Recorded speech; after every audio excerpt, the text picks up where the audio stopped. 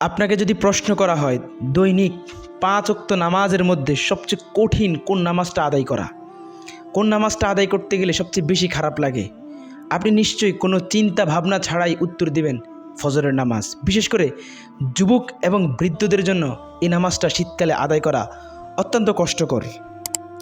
আপনি কি জানেন ফজরের নামাজের 10টি ফজিলত রয়েছে? আশা করা যায় আপনারা এই ফজিলতগুলো জানার পরে ফজরের নামাজের ব্যাপারে আর কখনো গাফলতি করবেন না। এই আশাটা আপনাদের কাছ থেকে করা যায়।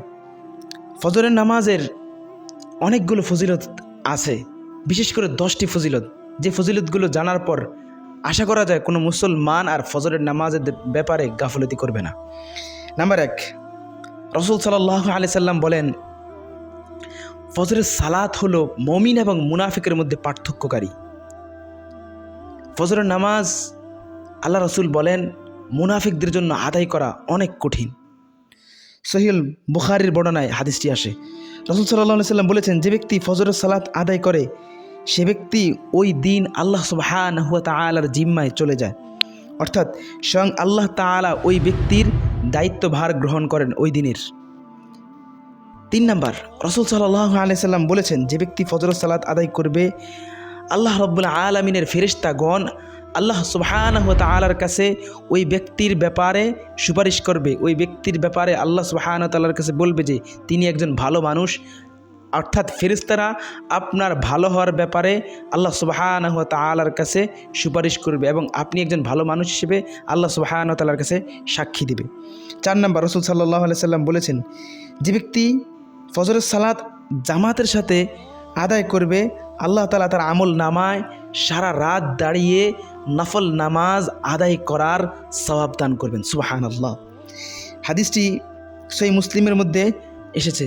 রাসূল সাল্লাল্লাহু আলাইহি সাল্লাম বলেছেন, যে ব্যক্তি ভোরে অর্থাৎ সুবহ সাদেকের সময় পায়ে হেঁটে হেঁটে মসজিদে যাবে, মসজিদে প্রবেশ করবেন, আল্লাহ সুবহানাহু ওয়া তাআলা কাল কিয়ামতের ময়দানে ওই ব্যক্তিকে পরিপূর্ণ আলো দান করবেন। সুবহানাল্লাহ। হাদিসটি আবু দাউদ এবং সুনানুত তিরমিজির বর্ণনায় এসেছে। রাসূল সাল্লাল্লাহু আলাইহি সাল্লাম বলেছেন, যে ব্যক্তি ফজরের সালাত আদায় করবে আল্লাহ তাকে জান্নাতের সবচেয়ে বড় নিয়ামত দান করবেন, অর্থাৎ ওই ব্যক্তি আল্লাহ সুবহানাহু ওয়া তাআলাকে দেখতে পারবে, অর্থাৎ আল্লাহ সুবহানাহু ওয়া তাআলার দিদার লাভ করবে এবং ওই জান্নাতি ব্যক্তি আল্লাহ সুবহানাহু ওয়া তাআলাকে পূর্ণিমার রাতের আকাশের চাঁদের মতো দেখতে পাবে। সহিহ বুখারীর 573 নম্বর হাদিসটির মধ্যে এই হাদিসটি বর্ণিত হয়। রাসূল সাল্লাল্লাহু আলাইহি সাল্লাম বলেছেন, যে ব্যক্তি নিয়মিত ফজরের সালাত আদায় করবে সে কখনোই জাহান্নামে প্রবেশ করবে না। সুবহানাল্লাহ। এই হাদিসটি সহিহ মুসলিমের মধ্যে বর্ণিত হয়েছে। 534 নম্বর 634 নম্বর হাদিসটি আমি আবারও বলতেছি। রাসূল বলছেন, যে ব্যক্তি নিয়মিত ফজরের সালাত জামাতের সাথে আদায় করবে, ফজরের সালাত আদায় করবে, সে কখনোই জাহান্নামে প্রবেশ করবে না। সুবহানাল্লাহ। তার মানে হচ্ছে ফজরের সালাত আপনি আদায় করছেন মানে হচ্ছে আপনি নিজের জন্য জান্নাতের একটা সার্টিফিকেট ক্রয় করে নিয়ে যাচ্ছেন। সুবহানাল্লাহ। 8 নম্বর, রাসূল সাল্লাল্লাহু আলাইহি সাল্লাম বলেছেন, ফজরের সালাত আদায়কারী রাসূল সাল্লাল্লাহু আলাইহি সাল্লামের বরকতময় দোয়া লাভ করবেন। সুবহানাল্লাহ। যে ব্যক্তি নিয়মিত ফজরের সালাত আদায় করবেন, যে ব্যক্তি ফজরের সালাত আদায়কারীদের মধ্যে নিজের নামটা উঠিয়ে নিতে পারবেন, সে ব্যক্তি রাসূলুল্লাহ সাল্লাল্লাহু আলাইহি সাল্লামের বরকতময় দোয়া লাভ করবেন। যে ব্যক্তি রাসূল সাল্লাল্লাহু আলাইহি সাল্লামের বরকতময় দোয়ার ভাগীদার হবেন, বরকতময় দোয়া লাভ করবেন, তার আর কি লাগে। আল্লাহ রাসূল বলেন 9 নম্বর, ফজরের 2 রাকাত সুন্নত, ফজরের পূর্বে যে 2 রাকাত সুন্নত নামাজ আছে, এই 2 রাকাত সুন্নত দুনিয়া এবং দুনিয়ার মাঝে যত কিছু আছে সব কিছুর চেয়ে উত্তম। সুবহানাল্লাহ। সুনানুত তিরমিজির বর্ণনায় হাদিসটি এসেছে। আল্লাহু আকবার। 2 রাকাত নামাজ দুনিয়া এবং দুনিয়ার মাঝে যা আছে সব কিছুর চেয়ে উত্তম। সেই 2 রাকাত নামাজ হচ্ছে ফজরের ফরজ নামাজের পূর্বে 2 রাকাত সুন্নত নামাজ। রাসূল বলেন, ফজরের নামাজ আদায়কারী ব্যক্তির মন প্রফুল্ল হয়ে যায়, অর্থাৎ যে ব্যক্তি ফজরের সালাত আদায় করে তার মন ভরে যায়, তার মনটা তার মনটা প্রফুল্ল হয়ে যায়, আনন্দ উচ্ছ্বাস থাকে। সুবহানাল্লাহ, মনে আনন্দ থাকা অত্যন্ত প্রয়োজন জীবনে সুখী হওয়ার জন্য। প্রিয় ভাই, আপনারা যারা ভিডিওটা দেখতেছেন একটু চিন্তা করে দেখেন তো, এই যে একটা নামাজের কি পরিমাণ গুরুত্ব।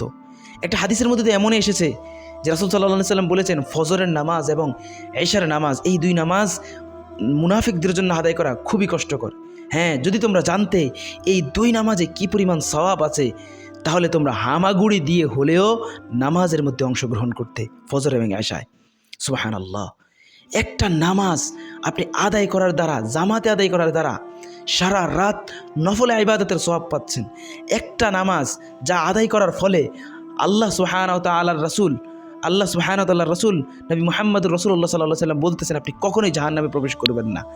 এক নামাজের দ্বারা আপনি বিশ্বনবী সাল্লাল্লাহু আলাইহি সাল্লামের বরকতময় দোয়ার অধিকারী হবেন। এক নামাজের বিনিময়ে আপনি আল্লাহ সুবহানাহু ওয়া তাআলাকে পূর্ণিমা চাঁদের মতো দেখতে পাবেন। সুবহানাল্লাহ। তো ভাই, দেরি কেন? আজ থেকেই আপনার এই মিশন শুরু করেন না। আজ থেকে শুরু করেন শয়তানের বিরুদ্ধে লড়াই এবং আপনার এই সংগ্রাম। ফজরের সালাত আর কখনো কাজা করবেন না। ফজরের সালাত নিয়মিত আদায় করবেন এবং আল্লাহ সুবহানাহু ওয়া তাআলার প্রিয় বান্দা এবং রাসূল সাল্লাল্লাহু আলাইহি সাল্লামের প্রিয় উম্মত হওয়ার প্রচেষ্টা আজ থেকেই শুরু করুন। আল্লাহ সুবহানাহু ওয়া তাআলা আমাদেরকে আমাদের জীবনে ফজরের সালাতকে আঁকড়ে ধরার তৌফিক দান করুন। আমিন।